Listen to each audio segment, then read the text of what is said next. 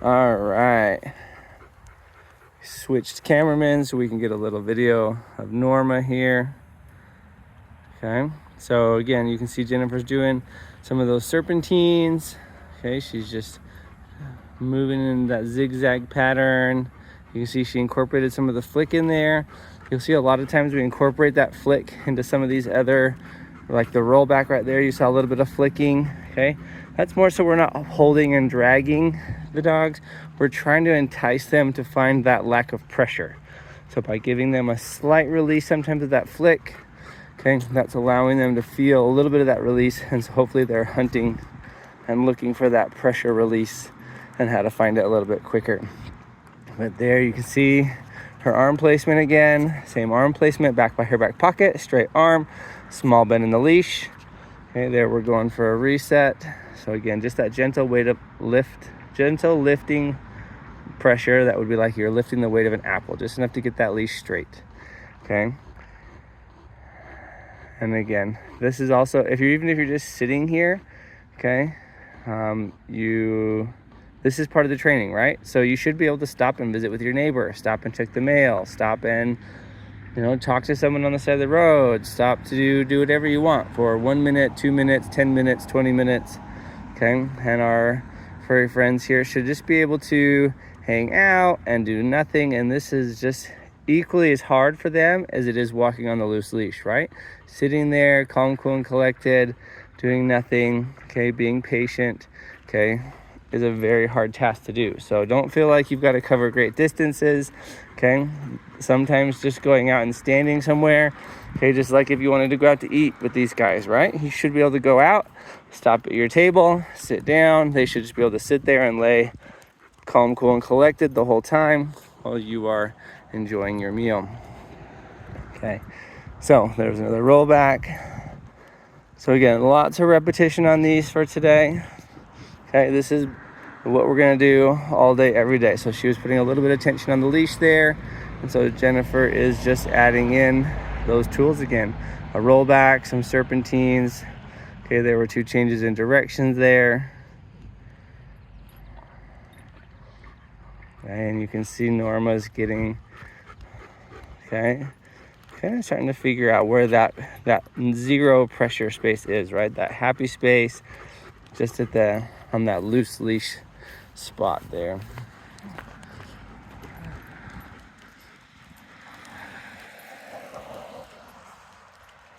Again, we talked about yesterday, this doesn't always have to be the same pace. Okay, we're gonna have Jennifer do a little bit of speed changes here so you can jog. All the same requirements, right? So we're jogging, okay, next to her, same loose leash. Okay, she should be able to slow down, go back to that walk. Okay, maybe that really slow walk. Sometimes I pretend I got a limp, okay, and I really need something really slow. Nice, we got some serpentines in here because Norma needed a little bit of help. There, she went back to a speed walk. Okay, so we're gonna add in these direction changes. So just like we're changing literal direction, okay, we're gonna change speed. I didn't mean direction change, I meant speed changes. Okay, so speed changes can really help the dogs. Again, it's a change in something that entices them to follow our directions and us and our movements rather than relying on, I know where I'm going, I can get you there faster, let me just show you the way, kind of a mentality. So those speed changes and all these corrective tools that we've been talking about, these are going to help the dogs focus and attention be placed more on us as leaders rather than them taking over that leadership role and us remaining as the follower as we get towed behind on the leash. All right, so here we go, patient sit, we're waiting to cross the road. Again, it could take 1 minute, it could take 10 minutes, 20 minutes. You can see Norma there is panting pretty good. Okay, we didn't run very far.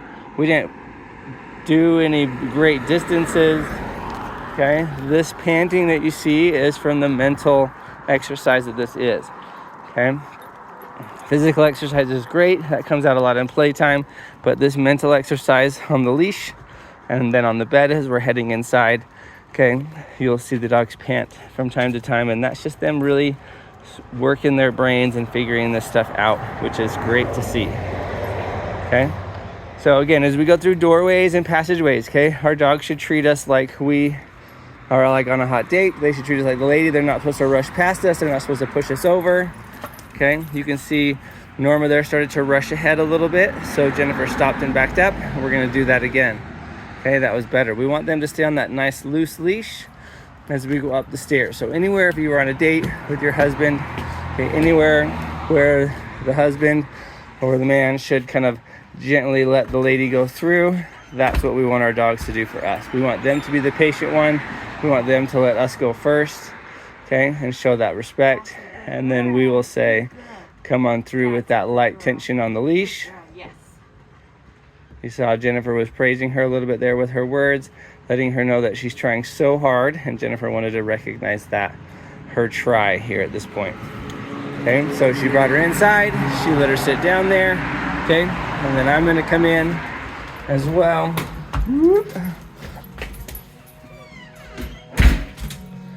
There we go, she's coming around the corner here, and it's hard to see because of the blur, but onto the bed. She's taking the leash off her nose, just putting it around her neck, and this is where she's gonna get a good rub down at the end of her walk. Okay, again, reinforcing that this bed is the happiest place to be. This is where we really want to stay. This is where the happiness is. Okay, just gonna give her a good love down. This is a great time to do kind of a nose to tail evaluation, checking your paws to see if it was too hot or she got worn off. Okay, check those claws, check if you've got any burrs or any seeds or foxtails or anything. Okay, as we go through, we're just kind of giving her a good rub down, letting her know we're here, we love her. Okay, that she's the best thing in the world. Okay, and then as we walk away, we start to do a little bit of those zigzags at first if you need to, or if you feel confident, you can just go back to your daily living. Okay, so we're just gonna be hanging out in the room. We got dishes to do, we got breakfast to make. Okay, and Lulu here, and then we're gonna take Norma over. There's Norma. Oh, sorry, I got them backwards. Norma was over there. Now we got Lulu. So Scott's bringing her in, placing her on her bed. He's gonna do the same thing I just did with Norma. And he is going to take that transitional leash off the nose. He's gonna slip it around the neck. He's gonna give her a good rub down. Again, praising her, but also just doing an evaluation to make sure there's none of those foxtails, no scratches, no burrs, no dreads. It's familiarizing them to the touch. So when you go to trim their nails, they're a lot more lax and able to let you do that. We're building that relationship of I can touch you all over and I'll love on you. And then when he's done, he can walk away if he feels that she's gonna stay, or he might need to do those little half circles, whatever he feels he needs to do. They've been doing it for a couple days now, so they're both pretty rocking it. Norma will pretty much chill on her bed amazingly. We still have some whining going on over there. Lulu will get off and lay on the floor or lay around or try to eat the little bits on the floor if she feels no one is watching. So just being aware that she's a little more sneaky and she knows when your head turns. Actually, she'll like sit there and wait for the head to turn to do that. So making sure that all the family is on board with helping keep her on her bed. These cots have holes in them, so they're actually really cool to the dogs. I like to put them over the air vents or beside them, or the heat vents, or like my dog has a soft bed on theirs. So you can, if your dog wants a soft bed or likes to be warm and cuddly, put that on there. So I'm gonna apply distance pressure with my body till she puts that bum down, and then I just walk away.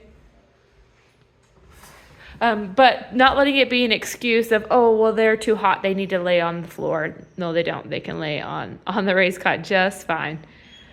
Or, oh, well, the raised cot's too hard, then put a pillow topper on it. It's totally fine. I would get this neck size up for these girls, just so if they wanted to spread all the way out, they could. But these are definitely fine for training. But if I really were gonna live on them in the home, I would definitely get a bigger size. That way they can just like stretch out those back legs if they wanted to do a sploot. You know how the dogs like put their tummies on the floor. Oh, here comes Bubbles and Guppy going to their spaces. Lulu got off. So I'm just applying distance pressure with my body till she puts her bum down. They ran right past Norma, and Norma's just over there chilling and looking. They ran right to their beds. That was very good. So I just needed to correct Lulu, and Norma just chilled right through it. And we're just gonna get breakfast going and get the chaos going of all the kids, and we'll do another video of more bed work.